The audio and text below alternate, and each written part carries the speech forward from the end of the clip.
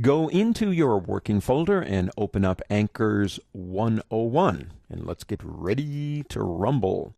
Let's talk about anchor points. Now, in the previous lesson, we just kind of touched on paths. The idea is paths are the shape that we can fill, or we can add patterns to, or gradients, or whatever it's going to be. That path controls how that shape is made. But it's the anchor points that control the path. Now, if you pick up the pen tool and begin using it over here, we're going to do that in a second. Basically, when you click, you create an anchor point. Now, I blew that up really big, but it would look like a little bit of a square. Now, notice the color is blue. Now, I just made it that way. I made the path blue. But if you come over here, you will notice that each one of these layers has a different color. Now, the cool thing about that is, as you're drawing a path, the color of the path and the anchor points will reflect the color of the layer that you're in, and it makes it very easy to tell what path is in what layer. We'll talk more about that when we get to the chapter on layers. But if you select an anchor point, it becomes filled with, again, whatever color that layer is. Now, those would be considered straight anchor points. If you're using them, they would create a straight line between 2 points. But you might also see anchor points, again, that's huge and blown up. You might see it looking like the old rabbit ears I had on my television set when I was younger. Or, I don't know, maybe a Martian with antennae. This is, of course, the anchor point, and these are the direction lines coming off of the anchor point. Now, I've got a blank document over here, just nothing. I just said File New. And basically what I want to do here is just show you a couple of practice moves with the pen tool right here. You have a lot of different kinds of pen tools. Go to the plain old, straight old pen tool, shortcut letter P. If you come over here, you'll notice that the pen tool has like an asterisk next to it. That means you're creating a new shape. You're not connecting to anything. It's going to be brand new. So if I click somewhere, okay, there is my little tiny anchor point. Now, if I just click someplace else, it will draw a straight line between those points, and you will notice that the pen tool itself has nothing next to it now. Now, what that means is you may not see an anchor point, but if you click, it's going to connect somewhere. So if we come, I don't know, say to about here, and click again, and then come up here. Now, watch what happens when I go over the first anchor point. We see a little circle come up. Now, that little circle means you're going to close the shape off. And if you come over here, you have an asterisk again, so you can create another shape. But what if you want to create an open shape? You don't want to close it off. Say I click here. I want to do maybe a line, just a straight line. And I click here, and I come over to about here, and I click again. Okay, how do I restart the tool to draw something else?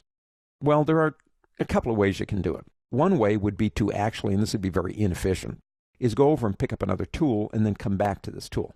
No, don't do that. Reach over on your keyboard and hold or press down the return key. That's the return key on Mac, enter key in Windows. And what it will do is it will reset the tool, and you can start all over again. Now, in this case, let me go ahead and get rid of that one. Let me come over here, and this time, let me click and drag. Now, this is creating those antennae that you saw. The direction lines are controlling the bending of the shape. If I come over to, say, about here, and do the same thing, as you can see, I can create an entirely different shape. Let me go ahead and come over to about here again and do that again.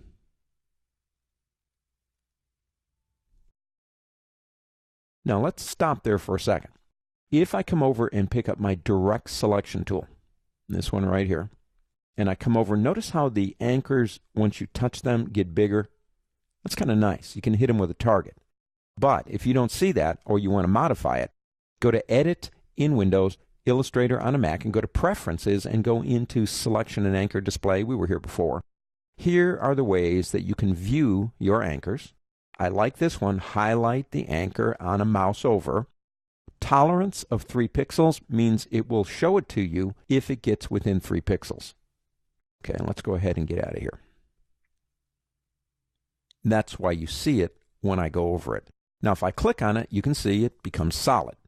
But it means I can move it, maneuver it, do anything I want. So if I have that selected, which I do, you can see these are hollow, and that one's selected. I can use my arrow keys left and right.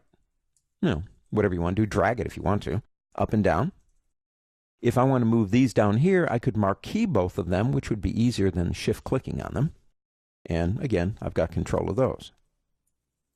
Now over here we have smooth points. And if I click on one, let's go ahead and select it like that, you can see the point, if I click it, will display both of these.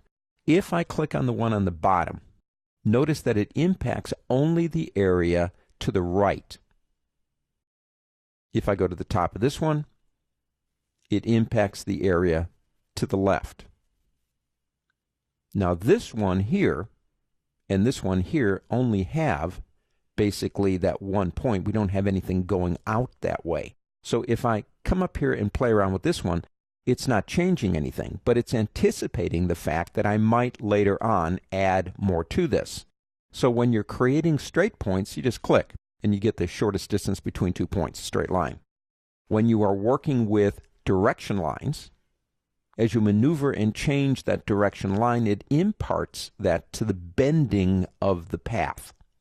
And again, remember, the path and the anchor points really are things you never see. Kind of like, you know, the bones inside your body.